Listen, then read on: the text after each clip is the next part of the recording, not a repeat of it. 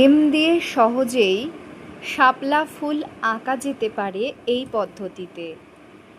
এইভাবে সুন্দর করে একটি শাপলা ফুল খুব সহজেই অঙ্কন করা যায় এবং আঁকার পর সর্বশেষ এটি রং করে দেখাচ্ছি। ভিডিওটি কেমন লাগছে তোমরা কিন্তু অবশ্যই জানিও।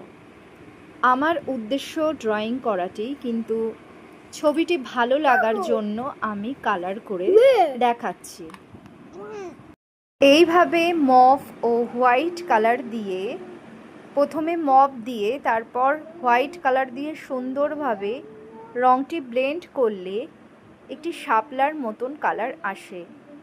তবে বর্তমানে ক্রেয়নের প্যাকেটগুলোতে এর থেকে আরও কাছাকাছি শাপলার কালার পাওয়া যায়, কিন্তু আমার কাছে নেই, সেই কারণে আমি এইভাবে করছি।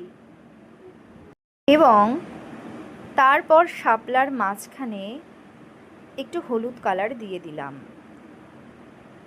আর সুন্দর করে তার একটু বর্ডার লাইন করে দিচ্ছি, যাতে শাপলাটি আরও ভালো লাগে দেখতে।